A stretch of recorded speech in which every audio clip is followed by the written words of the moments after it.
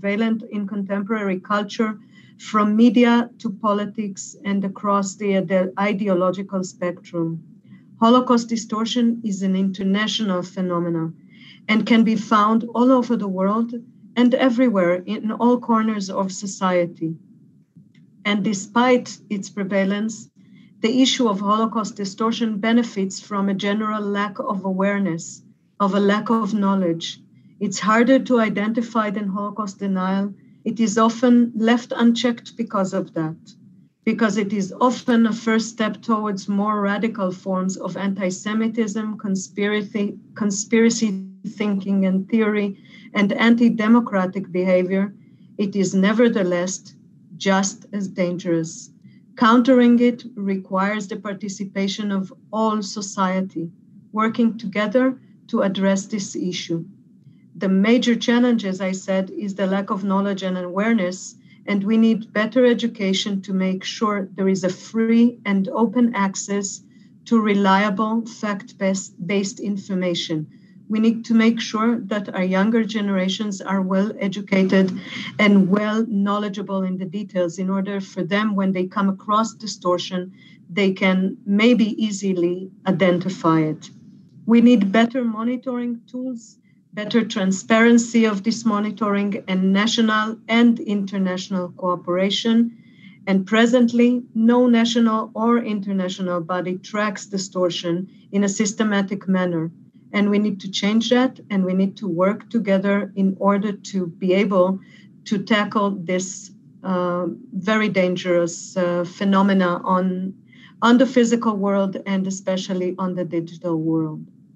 One solution is to share best practices with international and national bodies and make sure that when we monitor, we know what we are monitoring and that we share that information on that.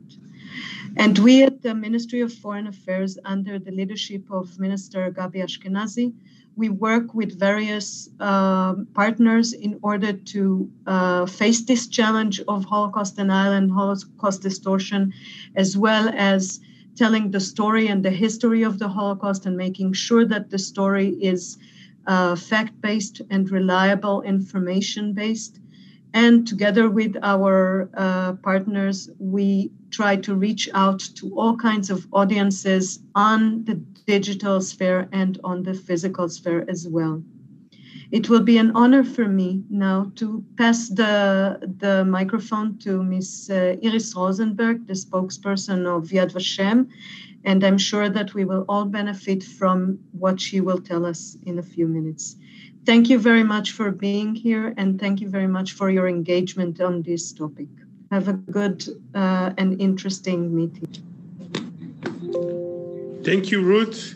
And just before we give the mic to Iris, I just want to say that we are, for the first time, also broadcasting live on our Facebook account. And Iris will be giving a presentation, a short presentation, about 20 to 25 minutes, and then we'll open the floor for a Q&A. If you have a question, you can either raise your hand or send us a message through the group chat, and we'll open your mic. Iris Rosenberg is the spokesperson and director of the communications division in Yad Vashem, and a close friend. Iris, thank you so much for joining us today, and the floor is yours. Thank you, Lior and Ruth, and thank you for inviting me to speak today, and thank you all for participating. I would like to start my talk with the presentation, so I will just share my screen.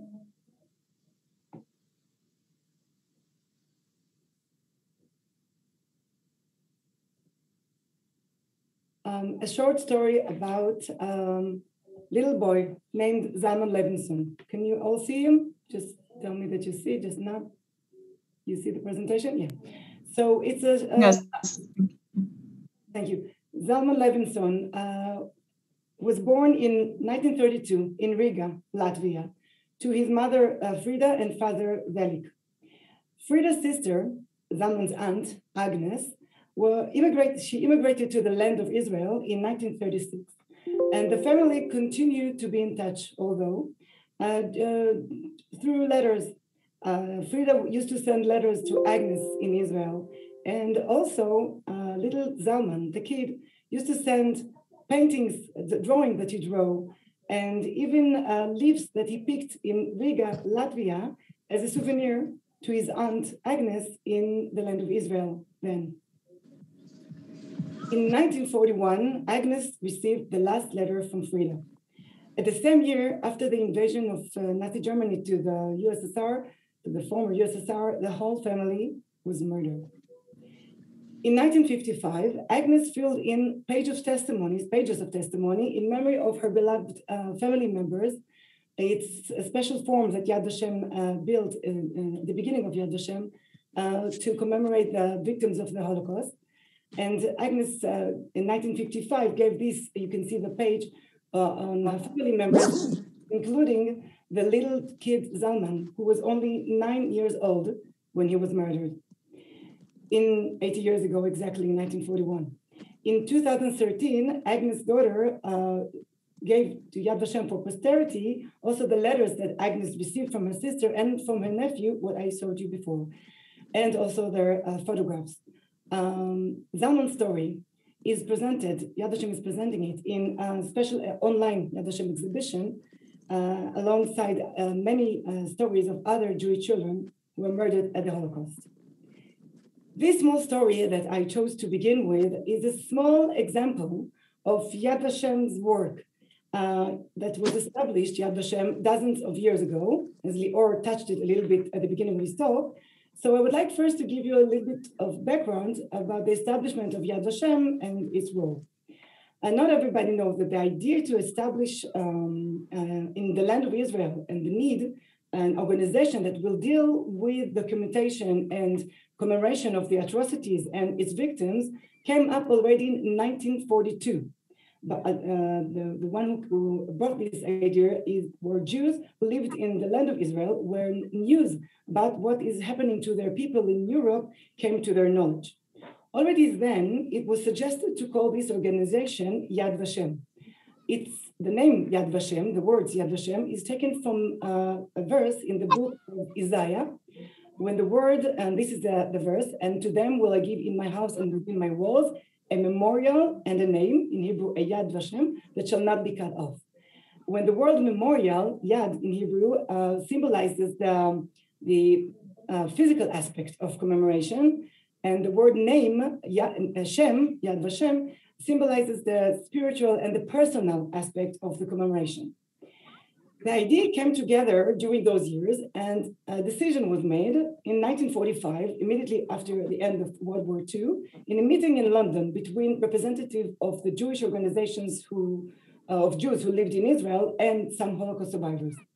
At the same period, at the DP camps, Holocaust survivors, while they were trying to rebuild their life, they were very active at the DP camps in commemorating and documenting and preserving the memory of the Holocaust. And they, for example, established a historical commission, they call them, that were comprised from Holocaust survivors who wrote and documented testimonies from the fellow survivors at the camps. In 1946, Yad Vashem began to act in an apartment in the center of, in a street in the center of Jerusalem, and where materials that the survivors brought with them to Israel were kept and collected, and also in an office in Tel Aviv. In 1947, there was a press conference in Israel where architectural plans of the Yad Vashem's building were presented. At the same summer, 1947, Yad Vashem already conducted its first international academic conference in cooperation with the Hebrew University. At the first years after the establishment of the state of Israel in 1948, where steps were made towards establishing Yad Vashem, and simultaneously continued the collection and activities of collections of various materials. The main active were Holocaust survivors and Jewish institutions and organizations in Israel. A few years after the establishment of the State of Israel, in 1953, the Israeli parliament legislated a law to establish Yad Vashem, the Yad Vashem law, as a national authority. not a governmental arm, but a national authority. Skipping back decades from then, this is an aerial photo of Yad Vashem. If you can see, Yad Vashem is spread across 48 dunam, it's 18 hectares, on the Mount of Remembrance in Jerusalem, adjacent to Mount Herzl. We call the Mount of Remembrance, adjacent to us is Mount Herzl, surrounded by Jerusalem forest, and includes memorials and monuments and memorial sites to various topics, such as to the children, to communities, a memorial to the partisans, to the fighters, to the righteous among the nations, and much more. On the Mount of Remembrance, if you can see my the mouse, my eraser, that there is also the education buildings, the archival buildings, and the research buildings of Yad Vashem. The museum complex is in here, most of you know it, but there's also all these other buildings. Yad Vashem area of activity are, by and large, if I'll just giving them the 4 pillars of activity, are commemoration, documentation, research, and education. And we are very active on all these aspects on the Mount of Remembrance in Jerusalem, and very intensively during all the year, not just, of course, during Holocaust Remembrance Day. And we reached, during a regular year, more than actually already million visitors, not counting the last year, the Corona year, which of course was totally different. Our activities on the mountain is on all these topics, but we are very much also active around the world. Yad Vashem act around the world and with the world. We are very active members in international forums. Our educators and scholars are often invited to talk and present to scholars, to researchers, to teachers, to educators, and other groups around the world. Our traveling exhibitions are being presented in various places around the world. Yad Vashem is also very active online, on the online sphere. We have comprehensive websites in 8 languages, Hebrew and English, of course, but also in French, in Spanish, in Russian, in German, in Arabic, and also Persian. In our website, we present materials in both informative and experiential way, such as online exhibitions that you can see topics of some of these exhibitions here on the screen. Yad Vashem's in most of our websites, we also show data from databases that we collected and digitized along the years. The unique one of them is the central database of Shoah victims' names that contains today more than 4,800,000 names of the victims from the 6 million Jewish victims who were murdered at the Holocaust. And we continue to collect and to digitize from various sources. Yad Vashem is also very active on the social media. We have 8 YouTube channels in 8 languages of our website that I mentioned. And we operate a Facebook page in 2 languages, Hebrew and English, Instagram in 2 languages, Russian and English, Pinterest board, if some of you know what that is, in 3 languages, Hebrew, English, and Spanish, Twitter accounts in 5 languages, and of course, blogs also in few languages. Since the outbreak of the corona, I can just refer to that, we reinforced and enlarged the activities of our online activities. We added more activities, and for example, hundreds lectures, online lectures that we give in various languages to different groups from the public, if it's researchers, if it's educators, students, and the general public. Or, for example, online virtual tours at Yad Vashem that we did also online, and most of the things we still continuing to do, although Yad Vashem is already opened and the museum is open. But and also we invented and created special online commemoration activities last year, especially when we couldn't mark Holocaust Remembrance Day, for example, from here. Now, as you know, we are in Israel. I guess most of you know that we are in stages of getting back to routine when most of the population in Israel are vaccinated. And Yad Vashem, the mountain and the museum, as I said, are opened, of course, according to restrictions. And also this Holocaust Martyrs and Heroes Remembrance Day, this Holocaust Remembrance Day, that last year we were forced to commemorate and mark from home, we will do today on the mountain. But although in reduced capacity or a more, of course, according to restrictions, with much less audience and attendees, but the same program. Now I would like to give you some background about Holocaust Remembrance Day, which also Lior touched a little bit. Holocaust Martyrs and Heroes Remembrance Day is a national day of commemoration in Israel. It's a solemn day beginning at the sunset on the 27th of the month of Nisan and ending the following evening, according to the traditional Jewish custom of marking a day. The Israeli parliament already declared this date as a date to commemorate the Holocaust in 1951. And this date was marked, as Lior mentioned, close to the uprising of the Warsaw Ghetto Uprising, the Hebrew date of the Warsaw Ghetto Uprising, since that was what was important then to the survivors and to the legislators in the state of Israel to emphasize. In 1959, it was already legislated as a law, the Holocaust Martyrs and Heroes Remembrance Day law. According to the law, places of entertainment are closed at evening and memorial ceremonies are held throughout the country.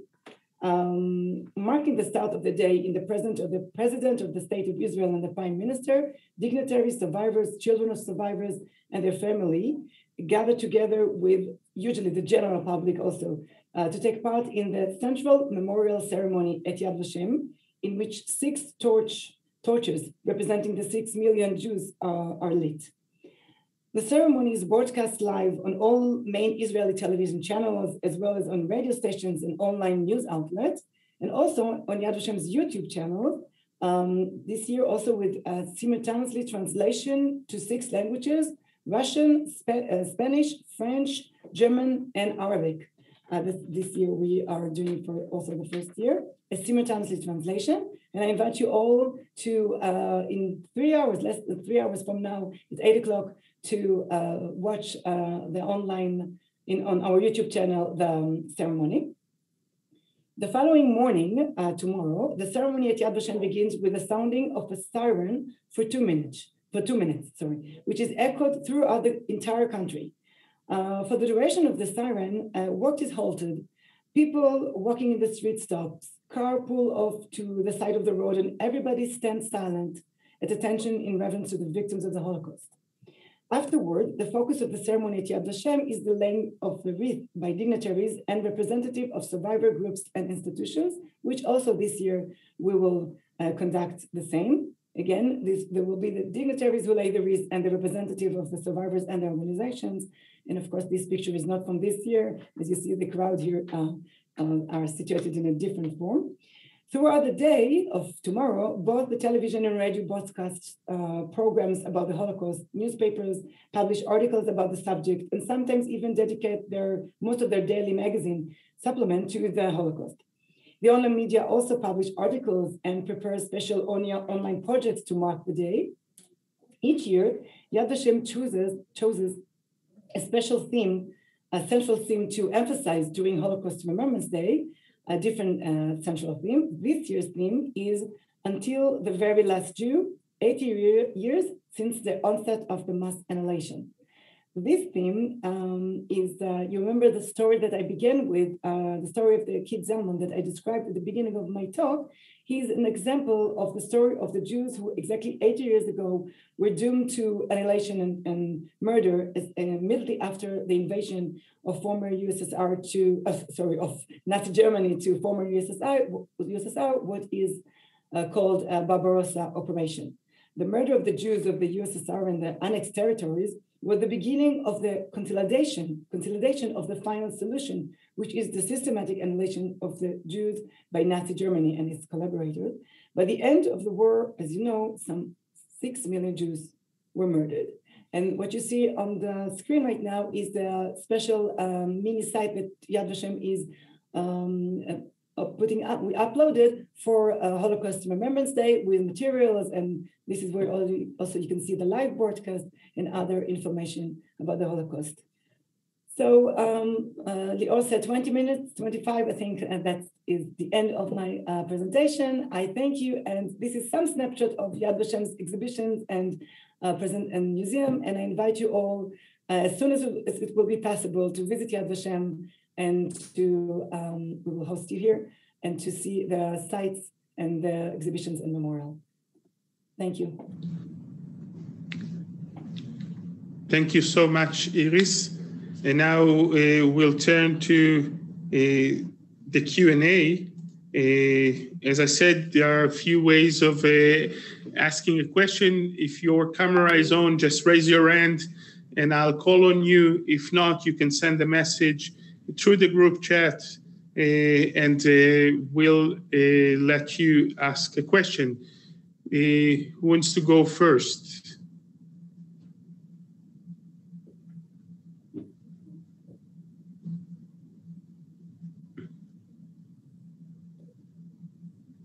Okay, I'll go first. Iris, in your, I know this last year was very hard. There were no tourists in Israel, and most of the time the public sphere and was basically closed, including in museums like Yad Vashem. Can you tell us how many people visit Yad Vashem on a normal year? What was the situation in 2020? I know that we started 2020 with a huge event in Yad Vashem. Maybe you can elaborate a little bit more about it. And what are your expectations to now that we are on the last path of or steps of the COVID-19, people could come and visit the museum? Okay, so first of all, Yad Vashem on a regular year is around 1 million visitors, more than 1 million visitors actually in 2019 and also in 2018. And it's 70% are visitors from abroad, various groups. If it's tourists and educators or school children and youth who comes to Israel and visit Yad Vashem, and around 30% are from Israel. So of course, we began 2020 with a very one of the biggest events that Yad Vashem had, the World Holocaust Forum, with the participating of more than 50 heads of states. And the World Holocaust Forum, it was the 5th World Holocaust Forum that we hosted, the 5th one here at Yad Vashem. And it was under the slogan of remembering the Holocaust, fighting anti-Semitism. And it was, from our point of view, a very important step to have this call from Jerusalem, from Yad Vashem, the relevancy of remembering the Holocaust and the connection between remembering and educating and teaching about the Holocaust, and how it's important, not just for the memory and the sake of the victims who deserve to be remembered, but also for us, the living, and for the Jewish people and the entire world to learn and know from this very event, the most, I would say, unique and different event in the human of Holocaust history, and what was brought to it and what happened after it, and fight anti-Semitism and distortion and racism and other forms of hate. That is very important to take these messages from the Mount of Remembrance in Jerusalem. And it gained a lot of attention from the world and international world.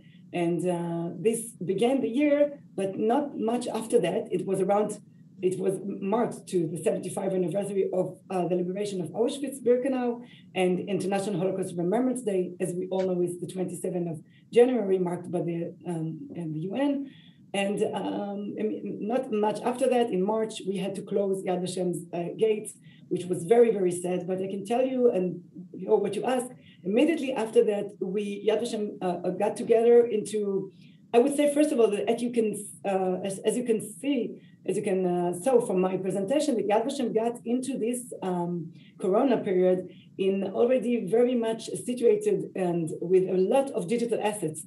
We were very much digitized and were online in many platforms.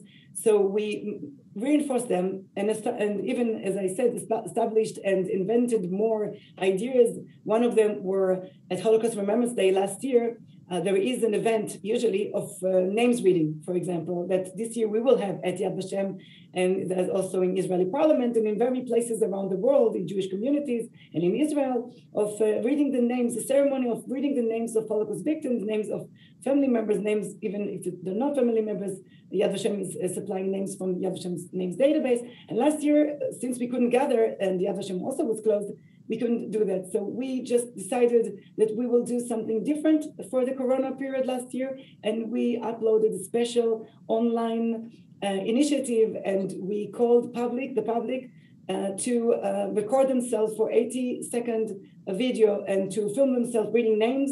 We put in a more friendly user names from our database on Yad Vashem's homepage, and people who doesn't have names could read the names from our website and upload these to whatever digital online social media platform that they use, hashtag remembering from home. And what we did, we collected all these ceremony videos and conducted from it at the same day a special online commemoration ceremony that was actually comprised from all these short video segments of people from all around the world. And it was the Foreign Minister of Germany who did it, and also people from in many places around the world. So this is just one example. We're still continuing to do a lot of work around Israel and online, educational research and general public online. We didn't stop this because still Yad Vashem is open, but still most of the visitors are from abroad. And we expect that slowly we will get again to the numbers, I guess, I hope that 2022, if all the world, not just depend on Israel, of course, the situation in the world is also part of it, that we will get to it. But we learned a lot how we can even use more, and I guess all the world learn, and better, the online digital tools to educate and to reach out to groups and people around the world. And some of the things that we began before, or we reinforced or invented, that we will continue to use. Long question, a long answer. I see there's a question. Thank you. There's a question from Shuman Samra. I can read the question, but I'm not really sure I understand. What plans do you have on media engagement on matters awareness? I think what I answered. I think you answered that as well when you talked, but there is a question. Someone raised its hand. Yes, Shuman? Yes, sir. Good evening. I'm Suman Sharma from New Delhi. I would like to know what steps are you taking to counter Holocaust denial and distortion? Okay, so I can, two things. First, I will echo what Ruth spoke about at the beginning. Yad Vashem is a co-chair of the delegation, of the Israeli delegation to the IRA, the International Holocaust Remembrance Alliance. And as an organization, one of the leading and establishing organization and country of this organization, we are very much active in all connected to Holocaust denial and distortion through this organization, together, of course, with the foreign minister, which is the co-chair of the Israel delegation there. And I think what Ruth described, the special a booklet and special programs and special the IRA anti-Semitism and Holocaust distortion that they're dealing with, we are part of it. So first of all, this is one small example of that we are active with. The second thing is, I'll have to tell you the general approach of Yad Vashem to Holocaust distortion and denial is education. And what we believe in is that first and foremost, Holocaust denial and distortion, most of it is come out from anti-Semitism. It's not people who doesn't really know about the Holocaust. And what we are aware, what really matters to us is the people who listening to them. So what we do in all our activities, in all our sphere of activities, and education is one of them, but also the online sphere, as you saw, is to engage in as much as we can with uploading and giving material historically accurate and informative and experiential about the Holocaust. So this is why Yad Vashem is so active in conducting research and in conducting seminars to international, and dozens of seminars to educators from around the world who come to Yad Vashem to learn, or do it online right now also, or to upload materials to our website in a way that it can be suited to different levels of the crowd. If it's to researchers, if it's to educators, to journalists, to the public, in a different ways. And we do seminars for press, for example, and we are active on social media. For example, I'll give a short example, how we want to reach the crowd, not necessarily where they're looking for Holocaust. For example, if there is a European, or if there are the Olympic Games.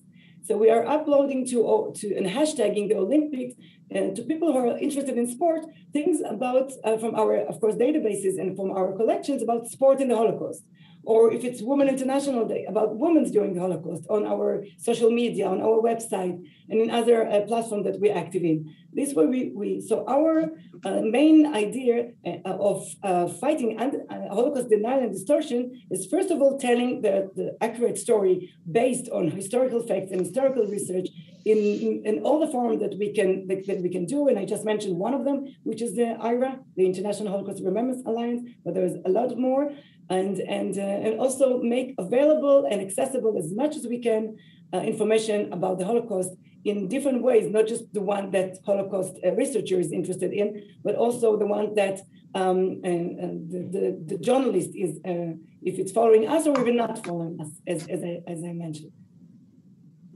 If I may just add, sure. Thank you, Iris. If I may just add on government level, we engage not only with Yad Vashem, but for sure Yad Vashem is an important partner.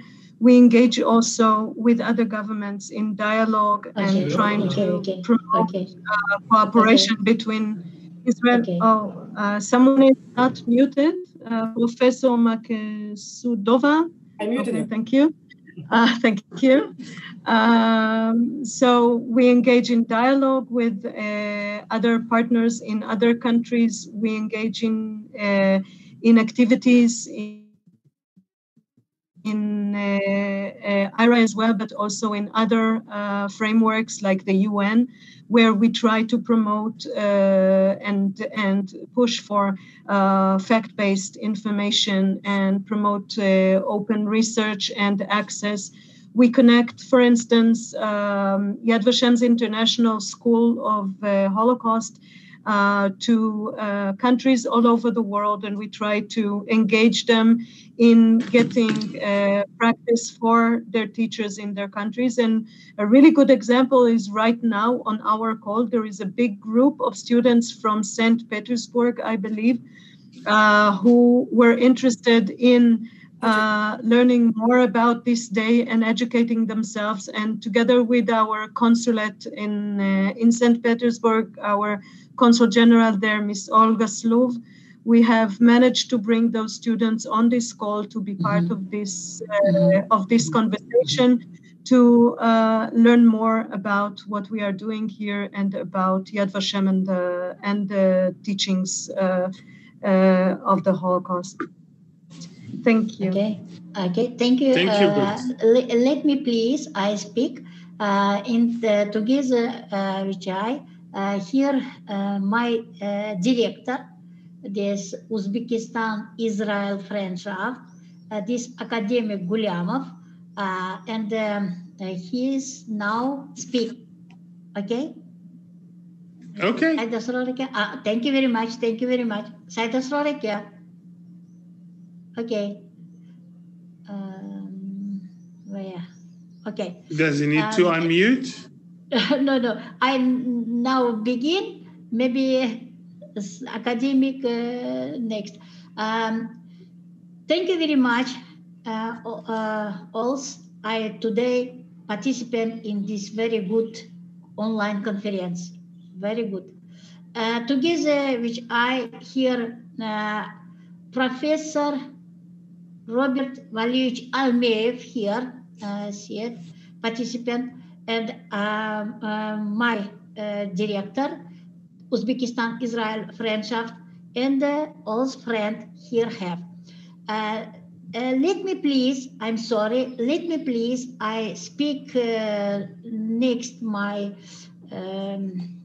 Russian, because no all my friends speak English, and for his very easy. Спасибо вам большое за приглашение. В настоящее время, да, госпожа Ирис, вы сказали, делается очень большая работа. Несмотря на то, что уже более 80 лет, но история остается вечной. В настоящее время... Excuse me. Okay.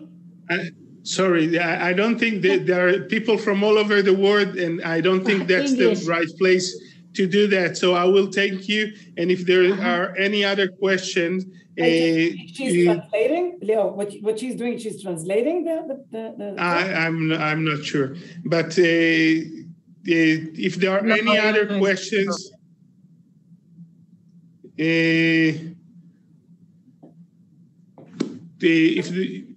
So I think that we will adjourn, and I want to thank you, Iris and Ruth, for your time, and all of you for joining us. As we say every time we meet, I hope this is just temporary. I hope to see all of you very soon in Israel when the situation will allow it.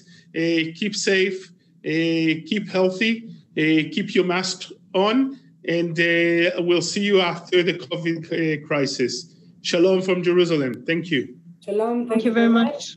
And I invite you all to watch the ceremony online. And I want to special thanks to Mali Shayahu from my team that organized all of this. As usual, she's doing an amazing job. And all of you, again, thank you for joining us. Thank you.